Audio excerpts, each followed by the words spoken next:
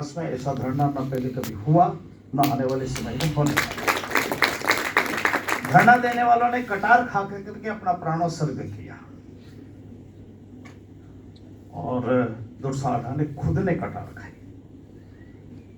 अखा बारट जो जोधपुर के महाराजा महारानी साहब ने उनको खुद ने अपने बेटे की तरह पाला पोसा था। जोधपुर महाराजा ने कहा कि बहुत हो गया, 4 का धरना कटार खा खा करके प्राणोत्सर्ग कर रहे हैं, आप जाके समझाओ। अखाजी बारट गए तो समझाने थे, पर दुर्साढ़ा ने उनको समझा दिया और वो धरने पे बैठ गए। कटार खा के उन्होंने प्राणोत्सर्ग कर दिया। मुझे सौभाग्य मिला कि वहां पर उसका, मैंने भी ये सोचा कि क्या किया जाए, तो हमने सोचा कि इस अहुआ में कुछ एक स्मारक बना दें। मैं सरकार के पास भेजा कि हम एक सत्याग्रह उद्यान बनाना चाहते हैं। मेरे एमपी फंड में लिखा कि हम स्मारक नहीं बना सकते। आपत्ति की गई कि सत्याग्रह उद्यान कैसे हो सकता है। मैंने कहा आपकी चिड़िया का उद्यान कैसे हो सकता है। आप अगर पशु पक्षी जानवर उनका उद्यान बना सकते हो तो सत्य का क्यों नहीं बन सकता।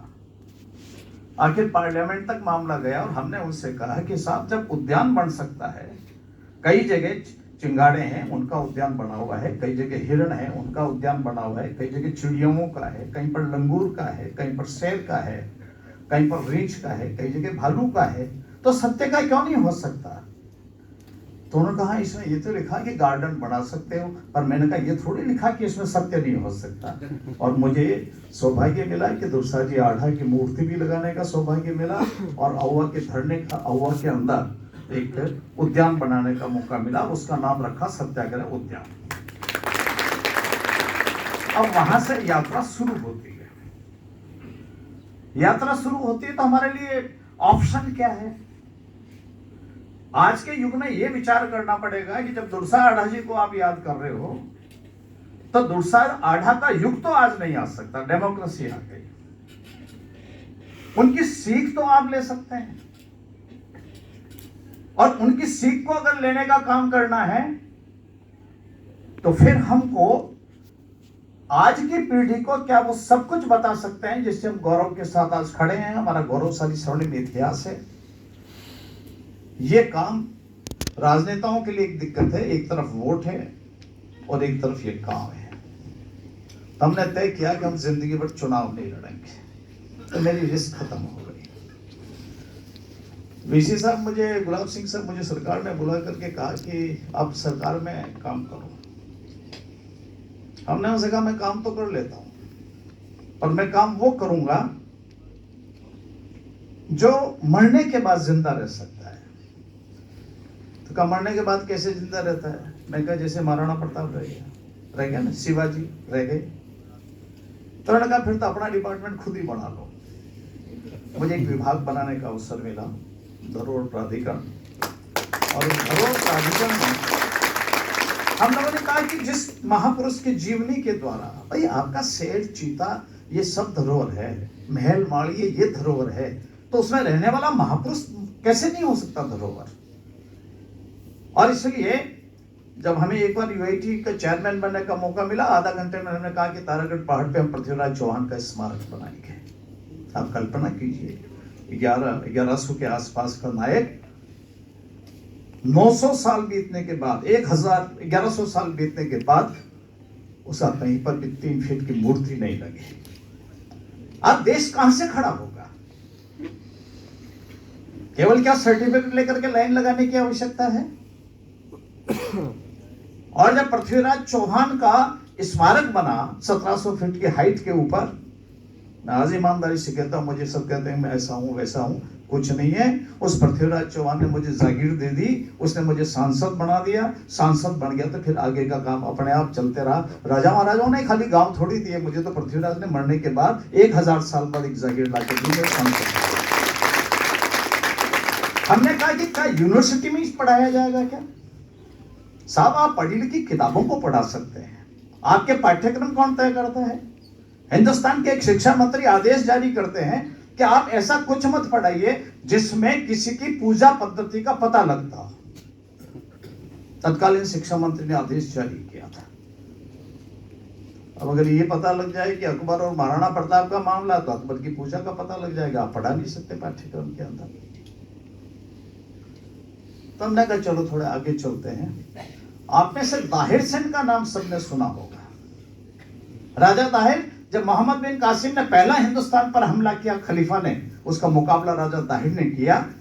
सिंध का राजा था, और इस दुनिया के अंदर उसके 3 इंच का पत्थर लगा हुआ नहीं। किस बात की बात करना चाहते हैं, क्या पढ़ाना चाहते हैं, किस गौरव के साथ हमारे आज की पीढ़ी को हम तैयार करना चाहते हैं। हमने कहा नहीं, कोई बात नहीं, देश के टुकड़े हो गए, सिंध उधर रह गया। हम अजमेर के अंदर एक ताहिर सेन का 44,000 वर्ग मीटर जमीन के अंदर एक स्मारक बना दिया, जो दुनिया का है। और जो सिंध को अलग करने वाली बात करते हैं, वो हर साल आकर के वहां हाथ जोड़ते हैं, रोते हैं, खड़े होकर के हमारा ताहिर। आज की पीढ़ी को क्या करेंगे? दुर्सा आढ़ा केवल मात्र कविता का कवि नहीं है। दुर्सा आढ़ा ने जो लिखा वो मरने के बाद जिंदा रहने की कविता है, जो डॉक्टर भी नहीं कर सकता, मेडिकल कॉलेज और एम्स वाले भी नहीं कर सकते। मरने के बाद जिंदा थोड़ी रख सकते हैं, केवल दुर्सा आढ़ा उनको जिंदा रख सकता है। ये क्षमता केवल दुर्सा आढ़ा और उसके कालीन या उस वृत्ति वाले कवि के हाथ में है, जो उसमें से किया जा सकता है। अब आप कह सकते हैं कि आप क्या करेंगे? तो हम एक काम कर लेते हैं। दुर्सा आढ़ा जी ने चंद्रसेन पे गीत लिखा। चंद्रसेन जी पे बहुत कम गीत है।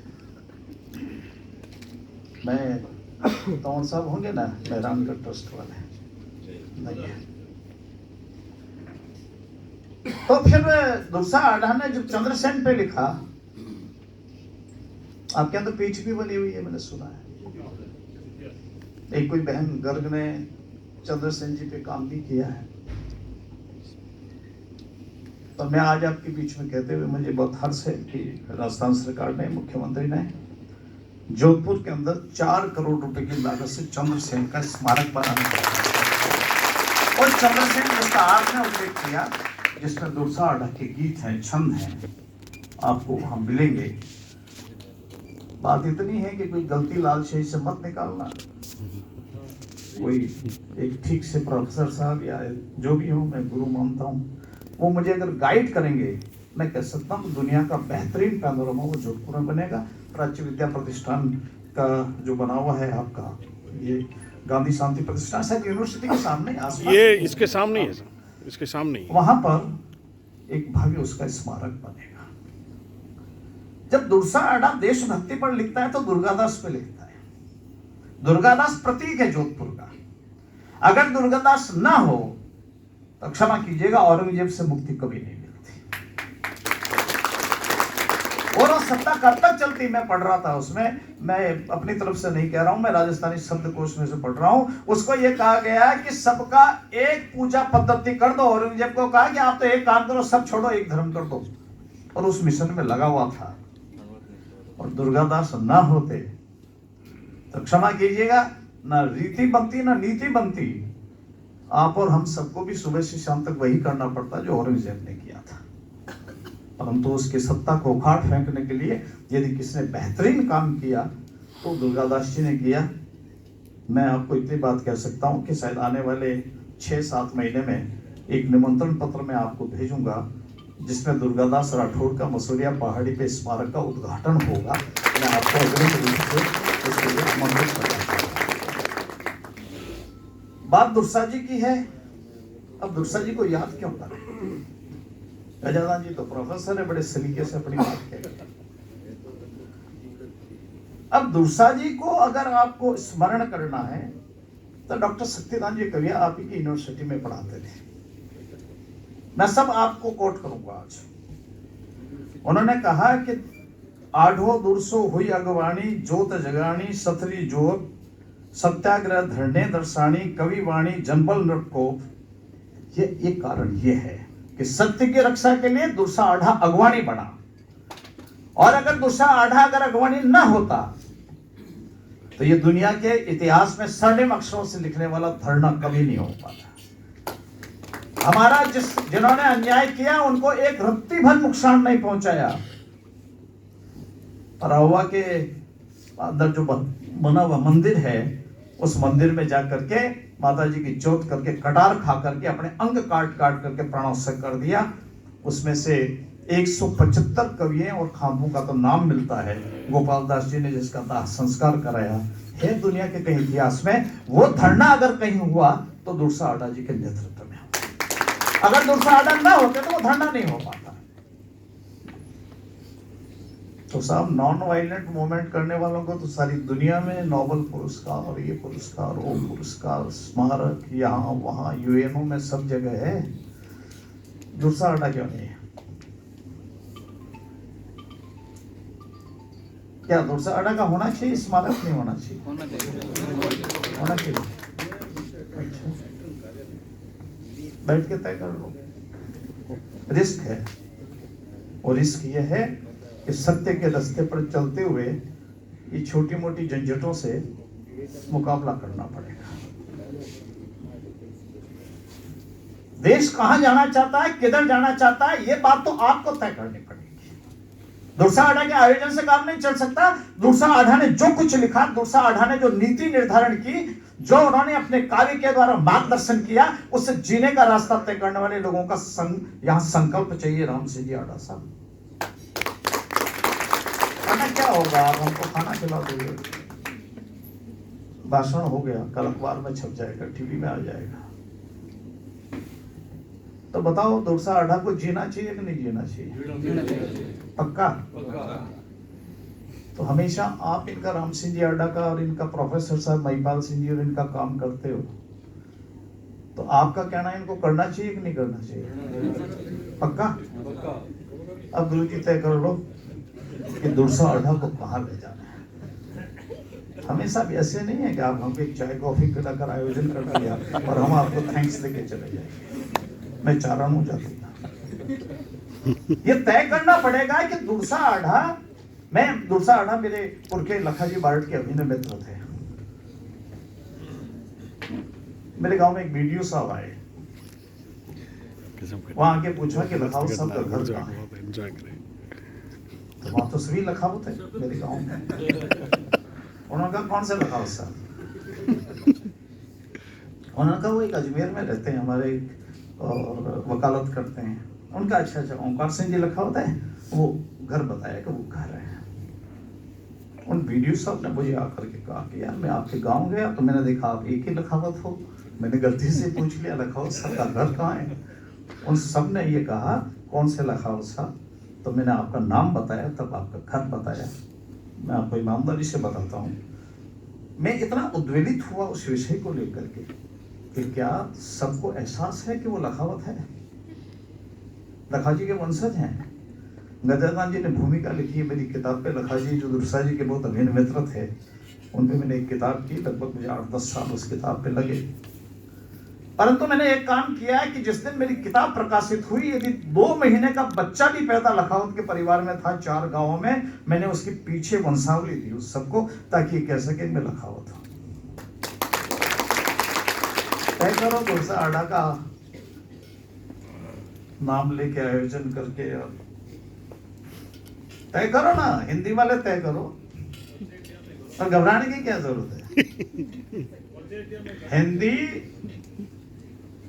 झेवरचंद मेघानी जी कहते हैं कि गुजराती और हिंदी तो एक, राजस्थानी तो एक ही थी, हम अलग हो गए, राजस्थानी यहां रह गई।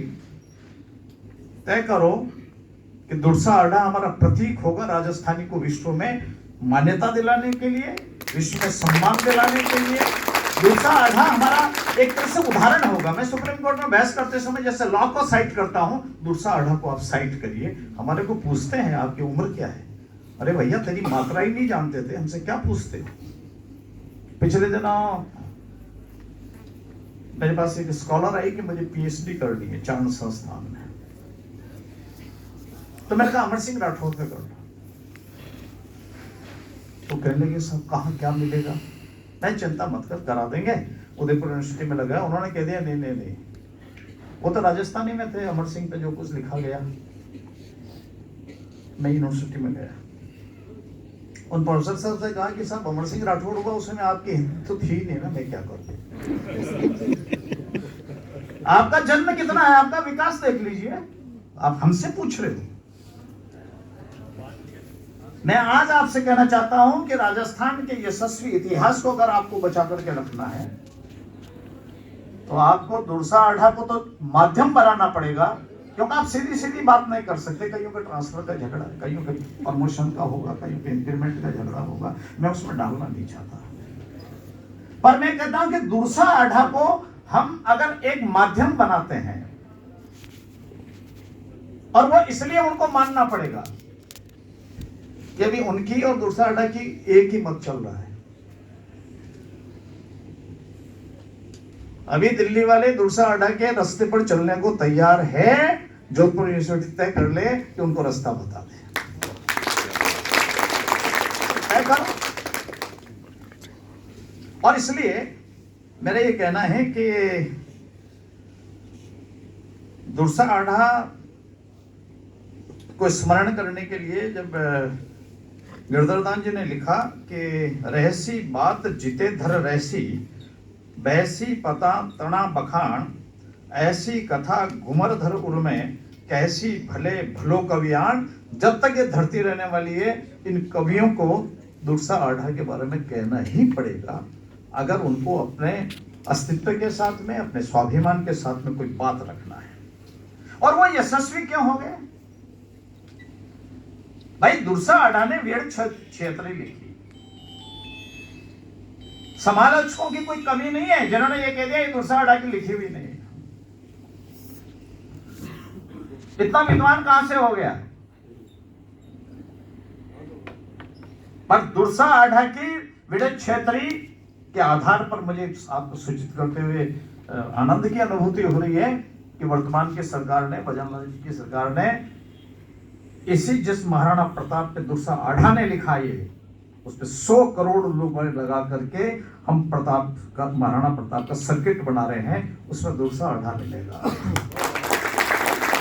मैं साहब केवल बेसी बात नहीं कहना चाहता हूँ, मैं आपको एक माला भेंट कर दूंगा, मैं आपको पट्टा बता दूंगा, मैं पत्थरों के अंदर अक्षर डाल देंगे। दुरसा आढ़ा आपको हल्दी घाटी में मिल जाएगा, अगर थोड़ा जाओ तो गोगुंदा में मिल जाएगा, थोड़ा आगे जाओ तो चाउंड में भी दिखा देंगे, थोड़ा आगे और चलोगे तो हम दिवेर में भी दिखा देंगे। पर यह नहीं हो सकता कि अब आप जिसने महाराणा प्रताप बनाया, जिन कवियों ने उनको जनमानस में जिंदा रखा, उस कवियों की वाणी उसमें उपेक्षित नहीं होगी। हमारा प्रयास होगा कि आप जोधपुर विश्वविद्यालय में जब दुरसा आढ़ा को पढ़ा रहे हो, मैं पत्थरों के ऊपर उकेरने का काम करूंगा। मात्रा छोटी होगी बड़ी होगी, मैं आप देख लेना। मैंने तो ये ना कहे कि अनपढ़ आदमी के हाथ महाराणा प्रताप आ गया तो मात्रा छोटी होगी बड़ी होगी, मैं ऐसा मान करके चलता। मात्रा बड़ी होगी। अब टोटल मिला के बात यह है कि आखिर दुरसा आढ़ा ने ऐसा क्यों किया? भाई दुरसा आढ़ा आराम से रह रहा था ना, काय का इस सारे झंझट में पड़ा, काय को महाराणा प्रताप का साथ दिया? वो तो जंगल में घूम रहे थे, पहाड़ों में घूम रहे थे। पर दुरसा आढ़ा ये बात क्यों कहते हैं कि वो महाराणा प्रताप पे सब कुछ लिखते हैं? अकबर के दरबार में जब उनको श्रद्धांजलि सभा दी जाती है, उस समय वो कहता है, दुरसा आढ़ा का गीत बहुत प्रसिद्ध है उसमें, उन्होंने कहा कि ना तो तुम्हारे झरोके के नीचे आया, ना तो उसकी गाय, उसके घोड़े पे कभी उसका दाग लगने दिया, न गाय की कभी हत्या हुई, ना उसने अपनी बहन बेटी को तुम्हारे यहाँ रहने के लिए भेजा। महाराणा प्रताप को अकबर के सामने अगर श्रद्धांजलि दी है, उस श्रद्धांजलि का वक्ता दुरसा आढ़ा है, और उसका वो छंद पढ़ाया जाता है, हमारे यहाँ पाठ्यक्रम में है। हिम्मत नहीं है। अरे साहब, दूसरा आदमी होता ना, हार्ट फेल हो जाता। एक बार पृथ्वीराज राठौड़ और अकबर के दरबार में गए, वहां जाके देखा तो कुछ दो जने खड़े खड़े कुछ इधर उधर की बात सुना रहे थे, वो स्पष्ट थी, समझ नहीं पाए। पृथ्वीराज राठौड़ ने अकबर से पूछा कि जहां ये क्या हो रहा है? उन्होंने कहा कि तुम्हारे ये जो हमारा बारे में जो कुछ लिखा गया है, तो तुम्हारे यहाँ जैसे वो चारण कविता पढ़ते हैं ना, वैसे ये हमारा ग्रंथ पढ़ रहे हैं। तो पृथ्वीराज ने कहा कि इसमें तो किसी का जोश है वो भी ठंडा पड़ जाएगा, चारण तो कविता पढ़ता है तो खून उबलने लगता है। तो कहने के अच्छा कैसे होता है, ऐसा कोई पढ़ने वाला है? मैं देवी प्रसाद जी को, मुंशी देवी प्रसाद जी को कोट कर रहा हूं। तो उन्होंने कहा कि हाँ एक कवि है, दुर्सा आढ़ा को ले गए। और दुर्सा आढ़ा ने जब छंद पढ़ा डिंगल का, उससे पहले पृथ्वीराज जी ने कहा कि जब चारण कवि छंद पढ़ता तो हम तलवारें एक तरफ रख देते हैं, बंद नहीं तो तलवारें निकल आती है, तो आपके जितने हथियार इधर उधर बेकार हो जाएगा, तो सारे हथियार एक तरफ रखा दिए। और दुर्सा आढ़ा ने जब वहां छंद पढ़ा तब अकबर को पता लगा कि डिंगल क्या है, चारण कवि क्या है और कविता क्या होती है। इसका उल्लेख नहीं है। दुर्सा आढ़ा के बाद में ऊपर सरसरी तौर पे पढ़ा करके काम छोड़ देते, तो जैसे एमएलए साहब का अभिनंदन पत्र करते हैं, प्रधान जी का करते हैं। यार ये कोई बात हुई क्या? आप सारे लोग पढ़े लिखे हो, आप हमारी पीढ़ियों को तैयार करने वाले लोग हो, बोलो ना दुर्सा आढ़ा पे जो कुछ भी उपलब्ध है वो क्यों नहीं रखा जाए सबके सामने। और इसलिए लिखा तो इसलिए लिखा दुर्सा आढ़ा ने कि उसका कारण पृथ्वीराज राठौड़ बताते हैं। पृथ्वीराज राठौड़ उनका सेनापति है, अकबर का, मेवाड़ का जमाई है, जिसकी पत्नी ने नवरोज छुड़वा दिया चंपारण में। अलग विषय हो जाएगा, मैं जाना नहीं चाहता उसमें।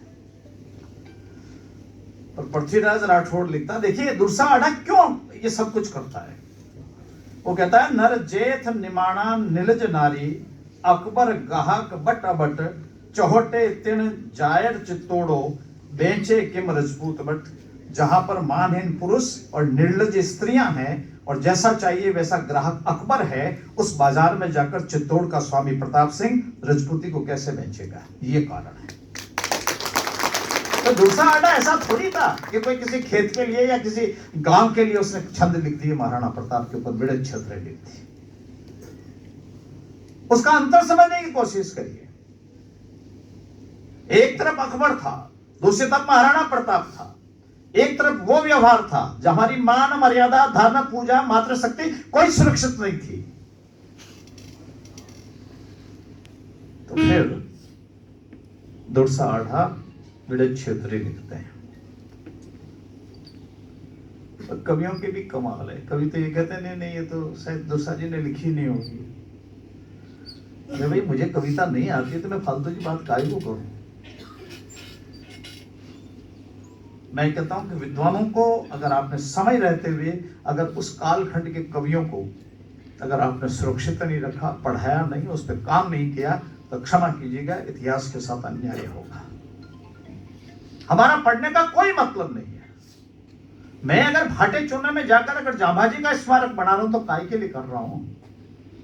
मैं अगर तेजाजी पे काम करता हूं, अमर सिंह राठौड़ पे काम करता हूं, मीराबाई पे काम करता हूं, तो काय के लिए कर रहा हूं? चाय के लिए करता हूं क्या? और मैं जानता हूं मीरा जन जन के अंदर जानी चाहिए। मैं जानता हूं अमर सिंह का शौर्य, अमर सिंह की कटारी पर जितने चारणों ने गीत लिख दिए किसी महाराजा पे भी आज तक नहीं लिखे होंगे। अरे कठपुतली वालों ने उसको जिंदा रख लिया। क्या हम कठपुतली ऐसे भी नहीं है क्या? अमर सिंह राठौड़ पे नहीं करेंगे। क्यों नहीं करेंगे? मैं जब स्मारक बना रहा था वहां के लोगों ने मुझे कहा, वोटों का समीकरण बिगड़ रहा था, मुझे कहा कि साहब ये अमर सिंह का तो मत बनाओ, ठाकर ठुकरों से हमारे को मुक्ति मिल गई, हमारी छाती पे मत बैठाओ। मैं कहा अमर सिंह बैठेगा, यहीं बैठेगा, सरिता के सामने बैठेगा, छतरी के पास बैठेगा, और वही होगा जो वहां पर उसने जो कुछ उसने किया शाहजहां के दरबार में वो भी दिखाऊंगा। हमने बना दिया। मेरा ये कहना है साहब, अब युग आया है, इस युग के अंदर कमियां मत ढूंढिए। कमी तो आप किसी में ढूंढ लो ना, अपने दादाजी पे ढूंढ लेंगे। इन महापुरुषों को जो हमारी आज की पीढ़ी को खड़ा कर सकते हैं, जिसमें से हिंदुस्तान खड़ा हो सकता है, जिसमें स्वाभिमान देशभक्ति खड़ा हो सकता है, केवल मात्र वोटर लिस्ट में नाम होने से हिंदुस्तानी नहीं हो सकते। हिंदुस्तान के गुण है क्या हमारे में?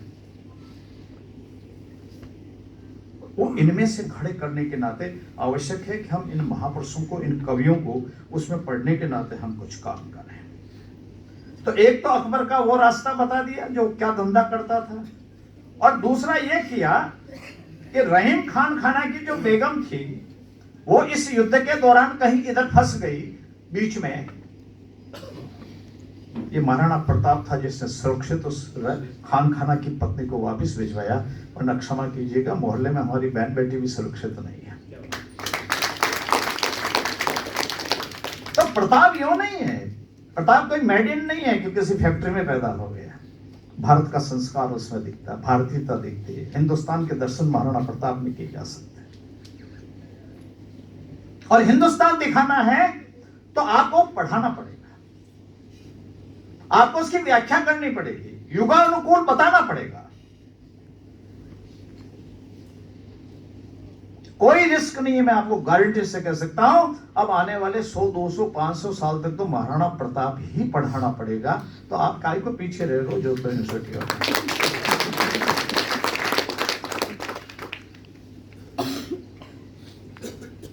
मेरी आज की पीढ़ी को क्या बताना चाहते हैं? हमारा इतिहास कैसा पढ़ाएंगे, साहित्य कैसा पढ़ाएंगे? और तो छोड़ो, आप इनकी हिम्मत देखो दुनिया की। वो क्या कहते हैं, मैं बड़ा मुझे हैरत अंगेज लगता है। एक आर्थर मैकडोनल्ड हुआ है, नाम सुना आप लोगों ने। वो एक संस्कृत साहित्य के इतिहास पे 1899 में कहते हैं भारतीयों ने इतिहास लिखे ही नहीं, क्योंकि उन्होंने कभी कोई ऐतिहासिक कार्य किया ही नहीं। इसका कौन जवाब देगा? इसका जवाब जोधपुर यूनिवर्सिटी को देना पड़ेगा। हमने कोई ऐतिहासिक काम ही नहीं किया। एक नेहरू पुरस्कार विजेता है प्रोफेसर ग्रिगोरी बोगार्ट, वो प्रोफेसर लेवी। अब ये मत समझना मैं पगड़ी बांधता हूं तो मैं पढ़ता नहीं हूं, मैं पढ़ता भी नहीं, और उन सबको पढ़ता हूं और इन सबका पाई पाई का हिसाब चुकाने की योजना भी बनाता हूं। वो ये कहता है आर्यों की भूमि मूल रूप से काले सागर के समीपवर्ती मध्य एशिया में थी। आदि तो यहाँ के थे ही नहीं, बाहर से आए थे विदेशी। हैं ये हमारी जड़ों को काटने के लिए उपक्रम है। एक मिस्टर क्यूनो है, वो ये कहते हैं आर्यों का मूल स्थान यूरोप में था। छोटी छोटी बात को लेकर आंदोलन करते हैं, हाय हाय करते हैं, प्रदर्शन करते हैं। इस पे क्यों नहीं बोलते? एक प्रगतिशील लेखक है, उनका नाम है ताराचंद। वो कहते हैं आदि शंकराचार्य को अद्वैत वेदांत की प्रेरणा 9वीं शताब्दी में अरबों से मिली थी। आदि शंकराचार्य को अद्वैत वेदांत की प्रेरणा अरबों से मिली थी जी। अरब कंट्री के जो है ना हमारे, वो हुसैन, ये हुसैन। फ्रैंक एंथोनी का नाम सुना होगा, नॉमिनेटेड सांसद थे, भारत की संसद में भाषण देते हैं। वो ये कहते हैं कि आर्यों के द्वारा लाई जाने के कारण संस्कृत विदेशी भाषा है, इसलिए संविधान की 8वीं सूची से निकाल देना चाहिए। संस्कृत बाहर से विदेशी लोग लेके आए जी इसको। आप लोगों को नींद कैसे आती है? पाठ्यक्रम तो साहब माफ कीजिएगा, पाठ्यक्रम तो सरकार और सत्ताओं के साथ बनता है। पाठ्यक्रम कमेटी कैसे चलती मैंने देख रखी है। अजमेर मेरा हेडक्वार्टर है, वो एजुकेशन बोर्ड वहाँ है, वहाँ के चेयरमैन थे मुखोपाध्याय जी, एक बार IAS। मुझे कहने लगा लगाओ साहब मैं क्यों बदलूं पाठ्यक्रम? मैंने कहा क्या वो मेरे से काय को बोल रहे हो? कहने लगे कह रहे हैं इस पाठ्यक्रम को बदल दो, सरकार बदल गई तो पाठ्यक्रम बदल दो। अरे भैया सरकारें बदलने के साथ पाठ्यक्रम बदल दोगे? आपके मेरे दादे बदल जाएंगे, पुरखे बदल जाएंगे, आपकी और हमारी रेस बदल जाएगी, आपके और हमारे सिद्धांत बदल जाएगी, हमारी देशभक्ति बदल जाएगी, हमारे सिद्धांत बदल जाएंगे, हमारा धर्म और पूजा पद्धति बदल जाएगी क्या? अगर आप पढ़े लिखे लोग समय रहते हुए यदि अपना दायित्व नहीं निभाया तो क्षमा कीजिएगा, हम कुछ भी बदल देंगे, आपको पता ही नहीं लगेगा। हम मतलब मेरी जाति है, हमारी भी एक जाति है ना अलग से। और इसलिए मैं आपसे निवेदन करना चाहता हूं कि समय है कि आज हमारे उन सब लोगों को पढ़ाने की आवश्यकता है जिनको, जैसे मैं मान लीजिए यहाँ पर चंद्रसेन जी पे काम करूंगा तो मैं दुर्सा अड्ढा को दिखाने वाला हूं, दिखाऊंगा, क्यों नहीं दिखाऊंगा। और मौका पड़ा तो हम चूकने वाले भी नहीं है, मैं आपको साफ कहता हूं। अगर चंद्रसेन यहाँ नहीं आ सकता, चंद्रसेन जी का एक गांव यहाँ नहीं है, सब अजमेर जिले में। मैंने उनसे कहा जोधपुर छुड़ा दिया तुमसे, वापिस जोधपुर की राजधानी में जाओ, चंद्रसेन का रहना जरूरी है यहाँ। और मैं आज आपसे कह रहा हूं कि चंद्रसेन का कंपैरिजन करके देखिए, सतत जितने अकबर से उसने संघर्ष किए, 20 साल छपनों के पहाड़ों में रहे, सिवाना के पहाड़ों में रहे, और अंतिम दिन भी सोजत के आसपास की पहाड़ियों में उनका अंतिम संस्कार हुआ। वहां पर उनका स्वर्गवास हो गया पहाड़ियों में। मिलेगा हिंदुस्तान में ऐसा कोई नायक? हिंदी विभाग, इतिहास विभाग चंद्रसेन को वैसा ही काम करिए जैसे हनुमान चालीसा पढ़ने से पुण्य मिलता है, उससे भी कितना मिलेगा वो हनुमान जी जाने, मुझे मालूम नहीं। पर मैं ये कह सकता हूँ कि चंद्रसेन पे अगर आपने 2 पैराग्राफ भी लिखे, आप राष्ट्रीय दायित्व की पूर्ति करेंगे। हिंदुस्तान की आज आवश्यकता है इन सब चीजों, और इसके लिए हम सबको कहीं न कहीं कुछ करना चाहिए। बीबीसी के एक पत्रकार मार्क टूली हुए, देहरादून के वेलम स्कूल में उन्होंने भाषण दिया, मैं उसको कोट करूं। उन्होंने कहा कि जब पश्चिम स्वयं अपने जीवन मूल्यों पर पुनर्विचार कर रहा है, तब आपका अपनी संस्कृति व इतिहास को बचाते हुए असली भारत बनना सातत्यपूर्ण है और नकली अमेरिका बनने की अपेक्षा ज्यादा ठीक है। क्या बात। ये जितने यूरोप के देश हैं उनकी हालत बहुत खराब है। उन्होंने कमेटी बनाई थी कि हमारी हालत ऐसी खराब क्यों हो रही है। भारत दुनिया भर में दहाड़ रहा है। निक्सन हुआ करते थे अमेरिका के राष्ट्रपति, उस समय हमारे भारत के प्रधानमंत्री कहते, रात को डिनर की व्यवस्था थी। आप आश्चर्य करोगे 1 घंटे तक उस निक्सन ने हमारे प्रधानमंत्री से नमस्ते तक नहीं की, टेबल पर खाली बैठा रहा, वहां पर फोटोग्राफी की। और एक प्रधानमंत्री अभी गए तो वहां के राष्ट्रपति कहते हैं, सर आप मुझे ऑटोग्राफ दे दीजिए, आपको बहुत पॉपुलरिटी ताकत आपकी है। भारत की जितनी अच्छी जनरेशन आप खड़ी करेंगे, उसमें से भारत खड़ा होगा। और इसलिए हमारा जो इतिहास है, गौरवशाली इतिहास है, उस इतिहास से आज की पीढ़ी को अवगत कराना, और ये नया इतिहास कायम कर सकते हैं आज की लोकतांत्रिक व्यवस्था में, यह पढ़ाने का काम करना, तब दुर्सा अड्ढा को श्रद्धांजलि हो सकती है। वरना मैंने देखा राम सिंह की ऐसी रिस्क क्यों उठाई आपने दुर्सा अड्डा पे कार्यक्रम करने के लिए, वो यूनिवर्सिटी में करने का काम किया। उन्होंने तो महाराणा प्रताप पे लिखा, इस पे लिखा, उस पे लिखा। और मैं भी जानता हूँ वो चारण है, इसलिए मेरे समझ में आ गया कि आपने दुर्सा अड्डा पे कार्यक्रम रखा है, तो आपका हिडन एजेंडा क्या था। मैंने इनसे पूछा कि मुझे क्या बोलना है, नहीं आप सब जानते हैं। मैं समझ गया, तो मैं दुर्सा अड्डा जी को मेरे पुरखे भी जानते थे और आपको मैं जान गया, मुझे आपकी बोलने का अवसर मिल रहा है। और मैं इस बात को बार बार इस बात को सामने रखने की कोशिश कर रहा हूँ कि इस सारे विषय के ऊपर हम लोग कहीं न कहीं एक सकारात्मक रूप से आज की पीढ़ी को तैयार करने का जिम्मा हमारा है। अगर साहित्यकार कलम नहीं उठाता है तो युग के साथ अन्याय करेगा। यदि प्रोफेसर हमारी जानकारी, हमारे इतिहास, गौरवशाली इतिहास को आज के छात्र को नहीं बताएंगे तो क्षमा कीजिएगा, आज की जनरेशन को खड़ा करने का जो काम है वो कौन करेगा। मैं भारत की संसद पर मैंने राजस्थानी के बारे में भाषण दिया। मैं जब भाषण दे रहा था, भाषण के बाद में हमारी नजमा हेपतुल्ला डिप्टी स्पीकर थी। उन्होंने कहा लखावत जी आपने देश को कोट किया, पर मैंने सबको कोट किया। इंदिरा जी को भी कोट किया, तो वाजपेयी जी को भी कोट किया, तो अडवाणी जी को भी किया, तो सुनीति चटर्जी को भी किया, रविंद्रनाथ ठाकुर को भी किया। मुझे कहना लखावत जी फिर क्या दिक्कत क्या है। मैंने कहा दिक्कत एक है जी कि आप इसमें सम्मिलित नहीं हो। तो उन्होंने कहा मैं अपने आप को सम्मिलित करती हूँ, और राजस्थानी की अल्टीमेटली सरकार को कमेटी बनानी पड़ गई, जिसने ये कहा कि राजस्थानी 8वीं सूची में जोड़ने के लिए उसमें पर्याप्त सारे जो गुण होने चाहिए वो सारे गुण उसमें हैं। महापात्रा कॉमेडी। सीताकांत महापात्र। और हम एक दूसरी बात कर रहे हैं कि क्या अभी प्राइमरी स्कूल में पढ़ाने का, मातृभाषा में पढ़ाने का उपक्रम चल रहा है, मैंडेटरी हो गया है। क्षमा कीजिएगा, शिक्षा विभाग के लोग परेशान हैं कि ये जो पढ़े लिखे बड़े लोग हैं ना, जो किताबें लिखा करते हैं, वो मेरे बच्चों को पढ़ाने के लिए, पाठ्यक्रम के लिए पुस्तकें तैयार नहीं है।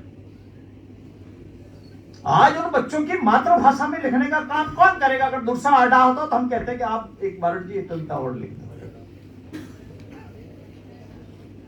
क्या आज हमारा दायित्व नहीं है? केवल दुर्सा आढ़ा के का उल्लेख या उसके छंद पढ़ने से काम नहीं चल सकता। दुर्सा आढ़ा ने जिसके लिए जीवन जिया वो आज की पीढ़ी को बताना पड़ेगा, समझाना पड़ेगा। वो काम कौन करेगा? वो आप जिसके आगे डॉक्टर लगता है, जिन्होंने पीएचडी कर ली, जिन्होंने डीलिट कर ली, जो कॉलेज में पढ़ाते हैं, वो करेंगे। पाठ्यक्रम तो आप ही को लिखना ना, हमारा लिखा हुआ तो पाठ्यक्रम हो नहीं सकता। ये काम कौन करेगा? इसलिए आवश्यकता है कि दुर्सा आढ़ा पर छोटी छोटी किताब लिखी जाए, उनके जीवन में विभिन्न प्रसंगों को लेकर के 10-20 किताबें लिखी जाए, कुछ चित्र कथाएं लिखा जाए। आम आदमी के घर में किताब है क्या? 99% लोगों के घर में पढ़ने जैसा साहित्य उपलब्ध नहीं है। गजादान साहब जानते हैं, मैं चारण साहित्य शोध संस्थान में तो कुछ नहीं, मैं तो ईमानदारी की बात है, मेरे को पढ़ा लिखा नहीं हो जाता। मैं तो दाल रोटी के लिए वकालत कर ली, बहस करता हूँ, पैसे आते हैं, जेब में डालता हूँ, घर वालों को पैसा दे देता हूँ, दैट्स ऑल, मेरा काम पूरा है। तो हमने कहा कि हमारे घर में साहित्य क्यों नहीं होना चाहिए? मेरे पास एक सज्जन आए, भाई साहब मैं बहुत कष्ट में हूँ, मैंने तेरे घर में कितनी किताबें हैं ये बता चारण साहित्य की। वो कहने लगे वो तो नहीं। मैंने कहा पहले घर में किताब ले जा, फिर आ जाना मेरे पास। मैं आज आपको बता रहा हूँ ये देशभक्ति का पाठ मातृभाषा के प्रति, महापुरुषों के प्रति, यदि उनको आने वाली पीढ़ी के लिए प्रेरणा का केंद्र बनाकर जिंदा रखना है, हमारे घर की अलमारियां इस साहित्य से भरी होनी चाहिए। पर वो तब भरे इस हॉल में बैठे हुए प्रोफेसर साहित्य लिखना शुरू करें।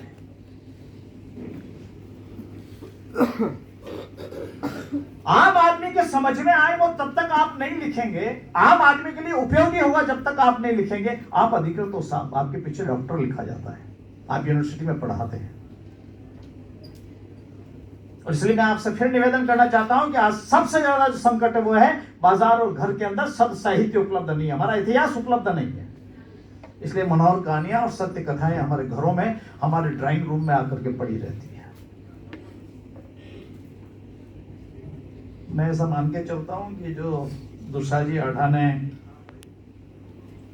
जो गीत लिखा, मैं उस गीत पे 2 नायक हैं, हम उस नायक के ऊपर उनके गीतों को भी यहाँ प्रदर्शित करेंगे, आम आदमी को उपलब्ध कराने का काम खंड भी करेंगे।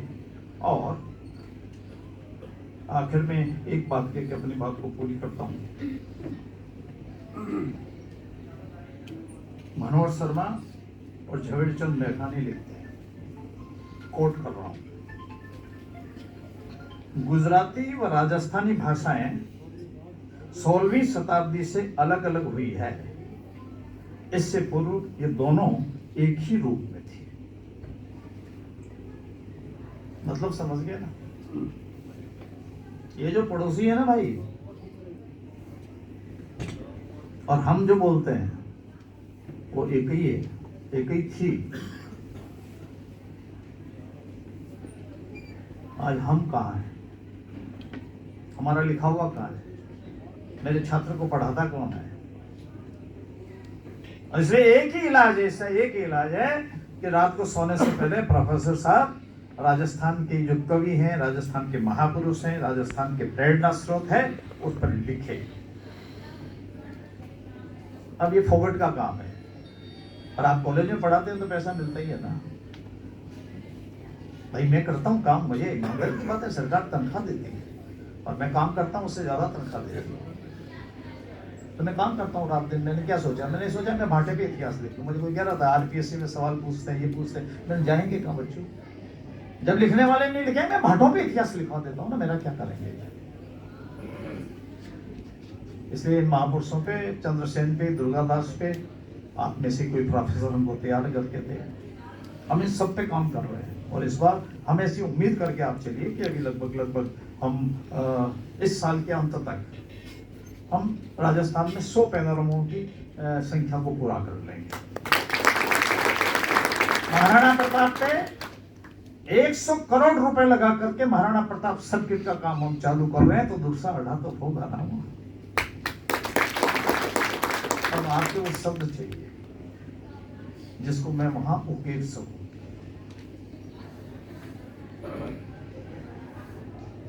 हम इस बात की कोशिश कर रहे हैं कि उधर से, जहां से हमारा है, हम जिस एरिया की बात करते हैं, ये चाणक्य की बात की है, एक उत्तर है। चाणक्य जी में 4 करोड़ रुपए लगा के चाणक्य जी का जिसपे दुर्सा अठाने की छंद लिखा है, 4 करोड़ रुपए से उनका पैनोरामा बन गया। और इस बार हम 6 करोड़ रुपए से उस स्थान को विकसित करते हैं, उसमें दुर्सा अठा मिलेगा, उनका गीत और छंद मिलेगा। थोड़ा आगे चले जाओ तरनोट के बारे में। मुझे भी कल ही परसों ही सरकार ने कहा कि जरा हो आओ, 150 करोड़ रुपए लगा करके उसको एक विश्व स्तरीय तीर्थ बनाओ, विकसित करो। तो साहब हम तो तैयार हैं। और हमारी तो मोर वाली हालत है, अपने पैरों की तरफ देखते हैं तो दिक्कत होती है। हम पढ़े लिखे नहीं है, हमारी दिक्कत है। और पढ़े लिखे हैं तो आपके पास लाल पेन है, फिर आप मेरी गलतियां निकालो तो मुझे संकट इतना सही है। और मैं पहले स्पीकर साहब की अंग्रेजी नहीं समझ पाया, इसलिए मेरे से जोधपुर छूट गया।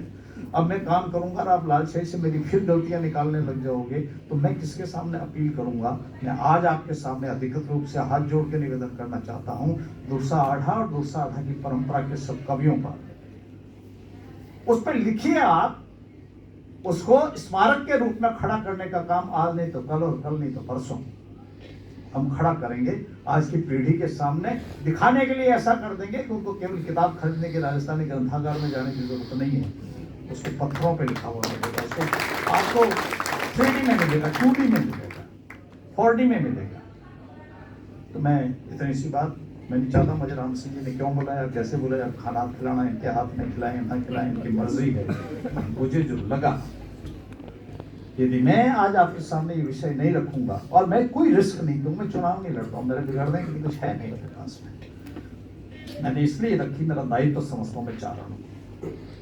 इस विषय को मैं आपके सामने नहीं रखूंगा तो मैं किसके सामने रखूंगा? कोई सोचती गेट पर तो रखना चाहिए। मैं आपको फिर कह रहा हूं, समाज में सबसे बड़ी विपदा और संकट है वो सद साहित्य और सद इतिहास की उपलब्धता। इसलिए आइए आज दुर्सा आढ़ा जी की जयंती के अवसर पर इतना संकल्प भी ले लें कि हम, हमारी कलम में स्याही जब तक है और हमारी अकल जब तक है, हम सद साहित्य और सद इतिहास को लिखेंगे, छोटे छोटे को लिखेंगे, छोटे बच्चों के समझ में आ जाए वैसा लिखेंगे। तो फिर देखिएगा ये हमारा इतिहास और हमारे महापुरुष फिर जन जन के घर में होंगे, जन जन के प्रेरणा के केंद्र बन के खड़े होंगे और हम भी गौरव से कह सकेंगे कि हमने हमारा दायित्व निभाया। मुझे क्षमा कीजिएगा, मुझे प्रोफेसर्स के सामने और विद्वानों के सामने नहीं बोलना चाहिए था, पर मैं दुखियारा आदमी अगर आपके सामने न बोलूं तो कोई सब्जी मंडी में बोलूं क्या, किसके सामने बोलूं जाकर के। और इसलिए मैंने अपने मन की बात आपके सामने रखी है। अगली बार तो मुझे ये बुलाएंगे कि मैं पक्की बात है, परंतु मैं मान के चलता हूँ ये बुलाएं या ना बुलाएं, मेरा ये काम जारी रहेगा। आप में से जितने लिख दोगे उसको उकेरना का काम है, इस धर्म को निभाने का काम हम सब मिलकर करेंगे। बहुत बहुत धन्यवाद। बहुत बहुत धन्यवाद लखावत साहब। जोधपुर आपको सदैव बुलाएगा क्योंकि आप हमारे पथ प्रदर्शक हैं, आप हमारे मार्गदर्शक हैं। आपने अपने उद्बोधन में कई प्रश्न हमारे समक्ष रखे, तो कई ज्वलंत प्रश्नों के उत्तर भी। पत्थर पर इतिहास की बात जो आपने की है, निश्चित तौर पर वो पत्थर की ही लकीर होगी। और आपने कहा कि समय रहते कवियों को संरक्षित नहीं किया गया तो इतिहास के साथ न्याय नहीं होगा। खरी खरी पर बेहद उपयोगी बातें आपने इस मंच से साझा की।